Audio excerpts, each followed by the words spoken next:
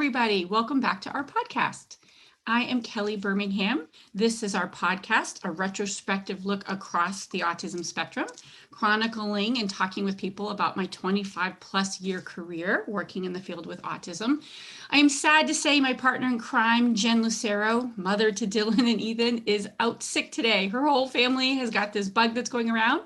But I am excited to have Kelly Hazley back with us. You were with us last podcast, and you'll be back with us again today.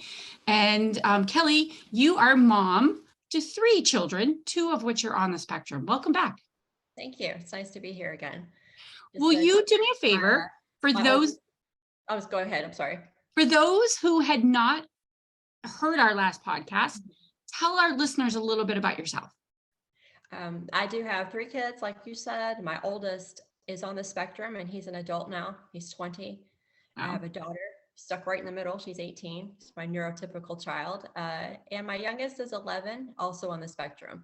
My boys are on opposite ends of the spectrum. My oldest is nonverbal. He's pretty quiet, keeps to himself, shies away from social interaction a whole lot, very prompt dependent, very reliant on 24/7 supervision. My youngest is 11. He's hyper, he's verbal, he's impulsive, he's demanding, he has pathological demand avoidance, a lot of anxiety, wants to control his environment, wants to take over situations, but then is also overstimulated by them and can't regulate himself. He gets aggressive. So they, in a way, trigger each other. And one of our dynamics right now is difficulty cohabitating with the 2 boys. And that's something we're working on just to survive day to day. Yeah, I know you're a fierce advocate in the community there in Kentucky. Yeah, I work with Feet of Louisville on volunteer basis and recently joined a parent task force here in Kentucky looking for solutions for housing options for our kids who are aging into adulthood and need options to enrich their lives, because that's one of my biggest concerns for my oldest right now. And this wave of kiddos who are growing up into adulthood need more options than we offer here in Kentucky. So that's one of my new passions. Yeah, same in California. Anything I can do to help share my thoughts and experiences and wisdom with other parents or BCBAs, per your podcast, I'm happy to do that. Yeah, so this podcast is a combination of a parent perspective and an ABA provider, BCBA, in the field, and talking through those points at both angles so that one parent can sort of hear BCBA perspective, but hear another parent, right, and be like, someone gets it, someone understands. Yeah. And then hopefully BCBAs can say like, oh, I never realized that perspective from a parent, right? Right. So you were kind enough to like kind of spill your guts out last podcast about the guilt and grief and feelings when your child is diagnosed and when you're raising children on the spectrum. And today we're going to take a little bit more, I'll call it lighthearted, but maybe not. But, it's that time of year when everyone puts out their annual holiday tips and tricks for those raising a child on the autism spectrum. And I've written a bunch of those.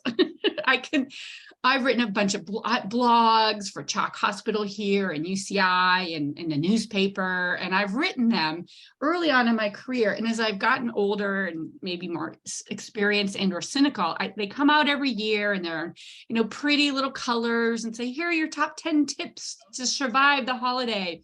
And it just sort of made me chuckle because I realized from a parent perspective, like, let's talk about these. Like, they make sense for me as a behavior analyst at a very surface level, right? Very surface. So here are some top tips I'm going to read that came out by a website, and I won't say who, but it basically says, reduce the stress. I'm going to just name them through and then we'll go through them. Reduce the stress for you and your child. And it's like 2 sentences that it says, remember your child is often able to pick up on your stress.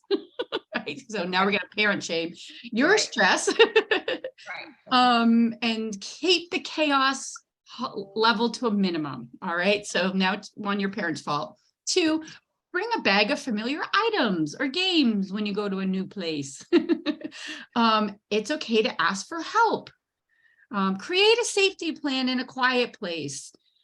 Provide their favorite food and make travel preparations early on. Those are some of them. Now, I have written these before. I get it at a very bullet point surface level. I'm like, yeah, True for most anyone, right? Like, this is Right. what you could say for any family and child Yeah. going through the holidays. All right. So let's get deeper on this. Mhm.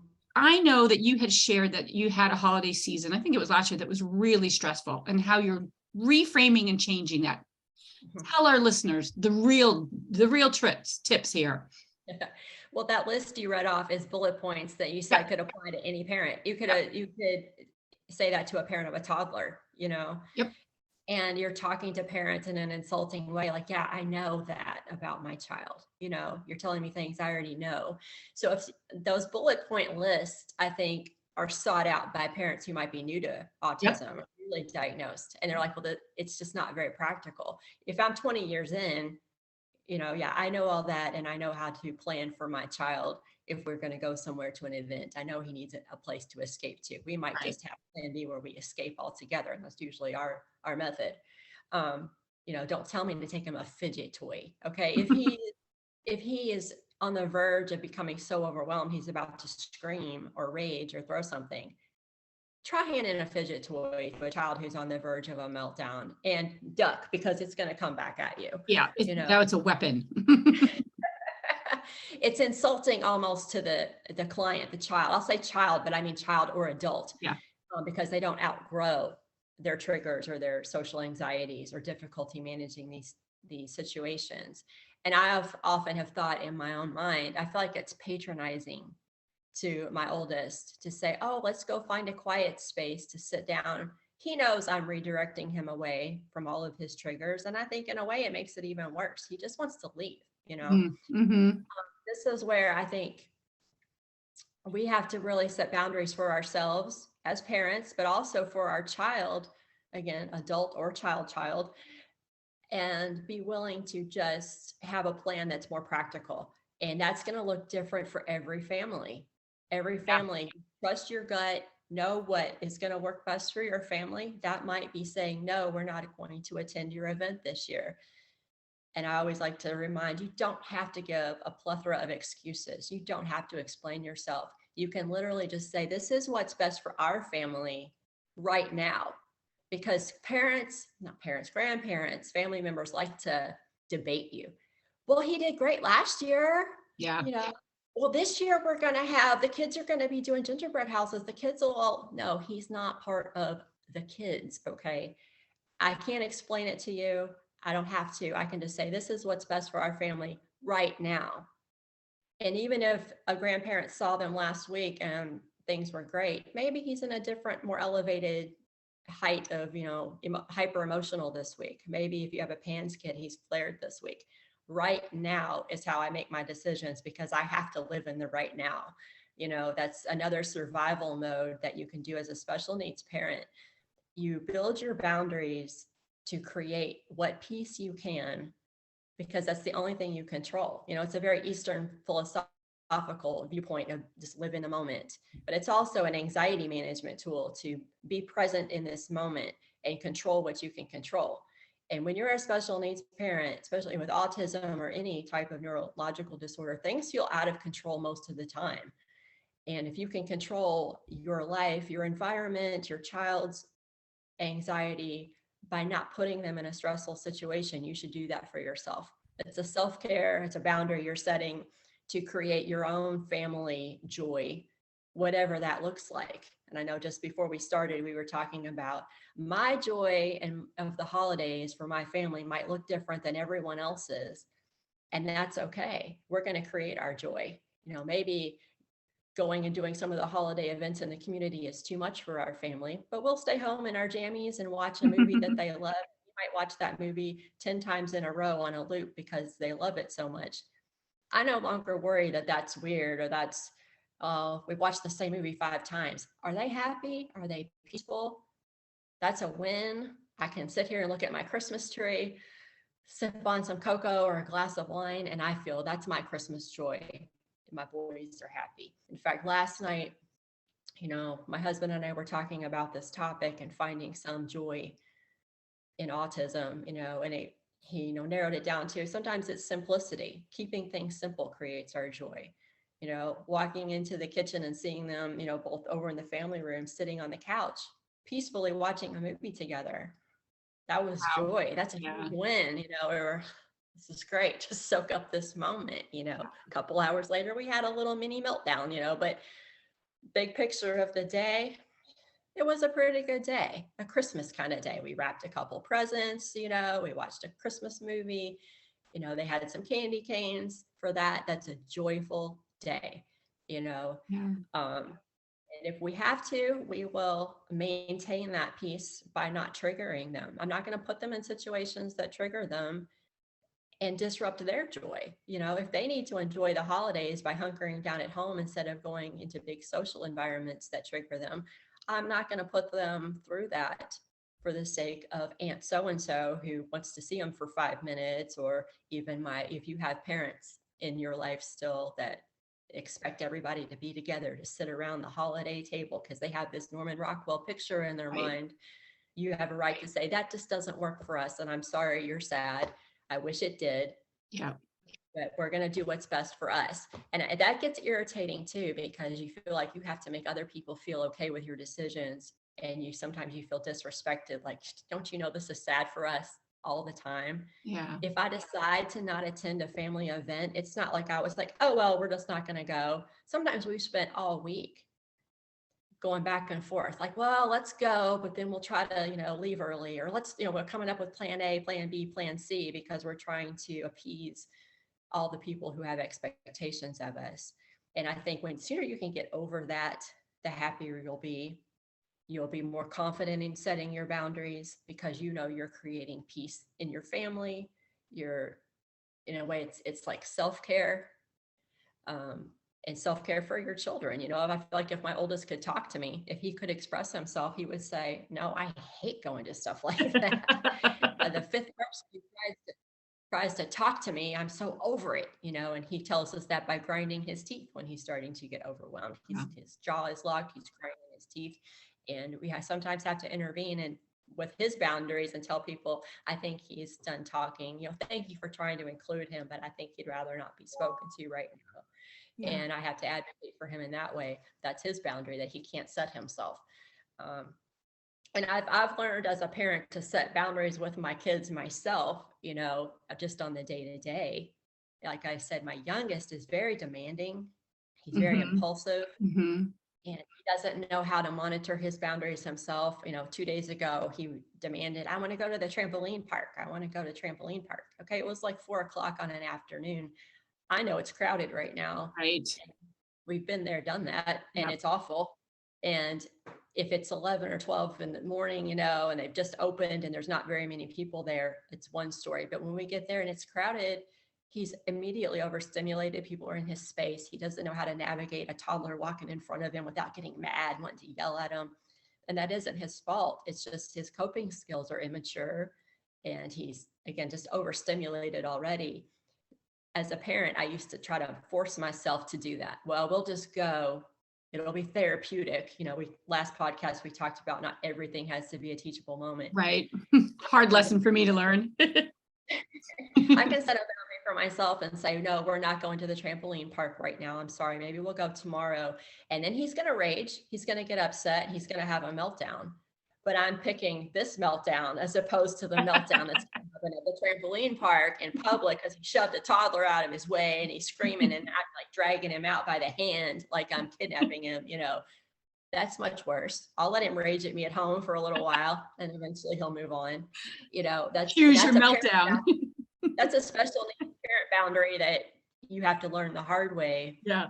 But again, at the end of the day, I've created more peace in my life and his life by making that tough decision. So to me, the holidays are just one of those decisions come one after the other. And you're constantly getting invited to, attend to this party or school's going to have a special party. And school's another topic. I homeschooled my boys, but I still understand the frustration parents have with schools.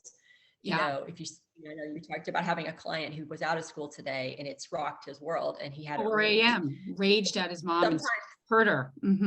Yeah. And sometimes you have a kid who does go to school and maybe they do okay in school, but here come the holidays. They're going to have a cookie party on Friday. Or they're going to have this program, it disrupts their schedule, their day. They don't get excited about it because things aren't normal and things aren't typical.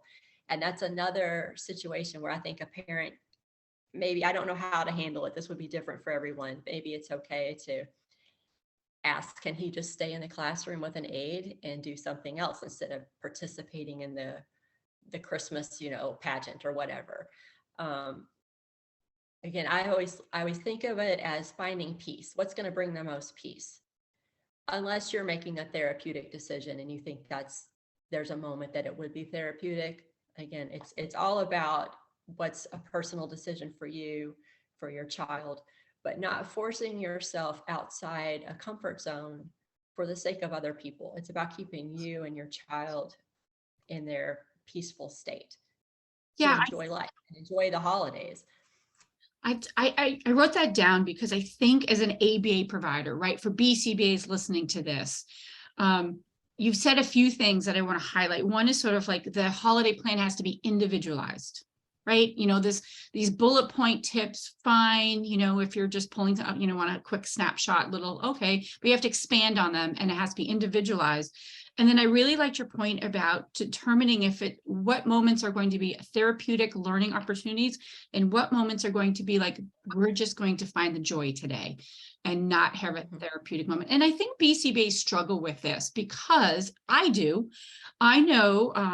we're always like I shared with you, everything to me used to be a teachable moment. And why would we let this moment go? And I had to really learn through my work and my personal life to not push every moment. And then Kelly, tell BCBAs, like, how do we find the balance? Because I'll be honest, there are times with some families where insurance is paying for my service. I need to demonstrate progress towards goals that I've said that we'd address. And particularly during the holidays, but other times too, when families are reluctant to move, and I'm choosing my words poorly, so correct me. I'm doing it a little bit intentionally. When parents are reluctant to move forward on working on goals that we've determined are need. So correct my words again. I'm doing this on purpose. So I'm a BCBA and I'm saying, gosh, we need to move forward towards these goals we've told the insurance companies we would work towards. But we're in a constant state with you of sort of like saying, today's not the day, today's not the day. Correct those words for me. Tell BCBAs. I think that for a BCBA, it's difficult because you are thinking, I'm on the clock here. I'm being paid to help this child get better. And don't panic. Just don't panic. Not every moment is going to be therapeutic. Not every moment will have progress, and that's okay. If a parent says today is just not the day, I can't focus on it today, or I don't want to force him into what you think will be therapeutic for him today. I just want him to have his space. I want him to be calm today. It's no different than letting your body rest when you're a runner or you're lifting weights or you're trying to improve your physique. You have to rest. Mm-hmm. The brain needs rest. It gets overwhelmed, especially with our kids on the spectrum. Let them have a day of rest. That doesn't mean that if you're the BCBA and you're there in the house, maybe just playing a game with them and having fun. Don't forget, everything you do with this child or this adult is still therapeutic for them, even if you aren't clocking like, okay, he used his word 5 times this hour. There's my data. Sometimes just let the data take the day off too, and realize interaction with the child is giving them maybe a little bit of therapeutic rest. And you're also giving the parent a moment of therapeutic rest. You might be there interacting with the child for 45 minutes, but for me, as long as you're not involving me, maybe there's a time you're not. I have like 40 minutes of respite where I can just let somebody else take over for a second. And I'm aware that you're there and I'm listening and I'm still learning from you. We're still a team, but build that team rapport. We talked last time a little bit about building a trust with a parent. If you will let the parent guide you a little bit, you'll build trust and rapport with them, and they will actually want to work harder on your goals tomorrow when we wake up and everybody's rested, or our kiddos had a better day. Just like us, they have days they work harder than others. And it goes back to that philosophy. Think about yourself when you're on a diet or you're trying to build you're trying to increase your pace on your jog. you have to give there's days where you really want to get after it and you're more focused, and there's days where you're just like, I just can't do it today. I'm just going to go for a walk, move my body, but just keep it simple. Allow our kiddos on the spectrum to have days like that therapeutically. And just because you might meet with them one day a week and you feel like it's wasted time, like, I meet with them on Wednesday from 1 to 2. And if I don't make this a therapeutic hour, it's a waste of a week. You have to let that go. Yeah. And allow this client to be a human being. They're not just a client based on the goals and the paperwork and the data. They could be having a very off day today. And just like you let somebody have the day off when they're sick, allow their brain to have a day off once in a while, and don't think of it as a lost day. Find ways to still be engaged with the client for the hour. So I know you're still thinking, I have to bill their insurance for this hour, or their parents paying out of pocket for this Right. hour. Mm-hmm. If you have a parent who's paying out of pocket and they're like, well, I'm paying you for this hour, you've got to be working with them. You're going to have to have this conversation with them, Right. a therapeutic mindset of it's still about mental health, emotional health, joy, peace, calm. Yeah. The calmer client is, the calmer your parent is, the better outcomes you're going to have in the long run. Step back and have that big picture view of keeping everybody mentally well, mentally healthy, mentally focused, and try to keep it simple. I, looking for joy in autism, it's hard to find sometimes because it's a lot of work. It's a 24/7 job. We talked last time about like a life sentence. This is life for all of us now. So you find joy in simplicity, and keeping it simple some days is the best way you can help a client, a parent, and yourself as a parent. Try to keep it simple. Like I said, we found joy last night when my boys were watching a movie together. Simple moment, huge, huge joy. When my little one will have a moment of letting me help him with something instead of raging about it, it's a huge moment of a win. My husband will come home and I'll like, guess what? He was getting frustrated with the dominoes today, but he let me help him. He didn't melt down. He let me help him today. That's all it took. Nice. Mm-hmm. I'm excited. It's, that's simplicity and finding joy in those simple wins, and having the perspective on small victories. I think that for a BCBA, kind of circling back to that topic, if you walk into a home and your parents like, today's just not the day, we can't do this today. Maybe you say, well, maybe I can take him outside and throw the ball with him for a little while I'm here. And maybe you find a very passive way to be therapeutic today. As a parent, I do that all the time. It's a very passive approach to getting them to learn something or read something today. So as a therapist, remember, you can find a sneaky way. In homeschool, I use the term unschool all the time because that's the only way I can Yeah. teach is to unschool. We don't sit at a desk. We don't sit at a table. Sometimes we're just playing. I'll get him to play a game with me and he doesn't realize he's reading the cards or he's counting or whatever. It's an unschool approach. Try to unschool your therapy a little bit on those days and still see it as therapeutic. Because it's therapeutic by creating a peaceful situation, building that peaceful rapport, not walking into the home and creating more stress, because that's going to get you nowhere as a BCBA. And That's a really good point. And I think the point for BCBAs to remember that, you're actually doing a lot of good therapy by helping families that aren't where you're at, Kelly, but like that are maybe newer in this experience, helping them understand that taking the break that day is therapeutic for everyone, and us guiding families and children to that place to say, like, today's what is therapeutic rest day or an unschool day. I love that idea. And I think we're not trained enough because it's sort of like we feel if we're not prompting all the time, we're not doing our job. Whereas if we are actually taking a step back and helping families get to this quiet place, we've very much done our job. And I think you can also relate to the parent. Everything you just described, I'm not prompting enough. I'm not, being therapeutic enough. Parents feel that all the time, especially when you're a new parent to autism. I remember a parent from FEET years ago on a video said, you feel guilty just doing the dishes after dinner. You feel like you should be working with them, like you have that guilt about you. And I think BCBAs, just through talking with you, feel that every minute's a wasted minute if I'm not doing something therapeutic. And it doesn't have to be that way, because that's not reality. There's therapy in other things, like we've just talked about, having a restful day or just a rapport building day. And especially with parents and with the kid, We can call it the non-therapy therapy. yeah, yeah, exactly. And I think helping people focus on the here and now, like instead of focusing the goals and the data of a BCBA are all focused on future outcomes.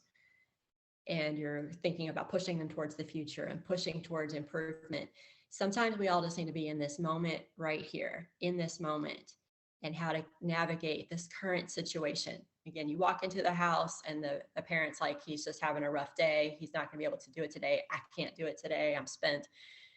Just kind of pick, what can we do right now to help everyone feel better in this moment? And, I'll circle back to, my boys were watching the movie last night. They were watching Frozen 2. And I love the line in that movie. It says, if you don't know what the future holds, just do the next right thing. Then there's a whole song about it. And that really struck me as like how I survived some moments, and a BCBA could do this too. In this moment, the day is bad. We don't know what we're going to do. We're not going to work on goals today. What's the next right thing? Okay, maybe just keep everybody calm right now, or do something fun in this moment. Again, be present in the moment with the things we can control. Maybe we can control the next activity. Maybe we certainly can choose to not add more stress to the situation or more triggers to the child. And getting to know your family, your parent, your client helps you gauge that. There are times you can push a little, and there's times you need to back off. And that just comes with experience and building rapport. And it's okay to back off a little, knowing that what you're doing is adding to the peace of the situation and the relationship, which in turn helps the parent feel like they have the right to communicate with you and say, I'm not up to it today. We just rewrote I'm sorry, go ahead. I say you're encouraging them to, embrace, and encourage peace and joy. If you want the people to find joy in their situation, you have to have that perspective, like just step back and have a bigger view of life, a bigger worldview, you have empathy for people all the time on the news and people you hear stories about. So bring that empathy to the moment here and now, and know, what can I do to help this person right now? And sometimes it is just, the best therapeutic approach is encouragement and support, and, say, it's okay. When my oldest, one time, he was in private school for a while, a private school for special needs children. And we walked in the first day of school, his second year. And I thought, oh, he loved it last year. It's going to be great this year. And we walked in, he refused to go in the classroom. He just would not go in the classroom. And he sat down, he did a silent meltdown. He sat down in the hall and didn't move. And the principal happened to be coming down the hall, and she said, well, we'll just have school in the hallway today, won't we? It's okay. And I loved that. Yeah. I was like, thank you. Yeah. That's what I needed to hear. Otherwise, I couldn't have left him there. I would have thought, well, I have to take him with me. They're going to force him into the classroom. He's going to scream. He's going to be awful. But they were very laid back about it. And it was like, a very unschool moment. We'll just roll with it. Let him direct the moment. Don't forget to let the client kind of direct you with their body language, their vibe. The worst thing you can do is take someone on the spectrum and force them to do something they don't want to do. You're not doing anything therapeutic usually. There might be times when it is, but most of the time it isn't. And they're going to remember that. And then you made yourself a trigger with their anxiety. You definitely don't want that to happen. Well, I think we just rewrote what those bullet points should be for families for surviving the holidays. You had some beautiful nuggets in there about what's the next right thing, and the non-therapeutic therapy, and what do we do right now to make this okay. So thank you so much again for sharing all your wisdom and your thought. And I'm wishing you and your family a joyful, peaceful holiday. Thanks, Kelly. Well. Thanks. Thank you.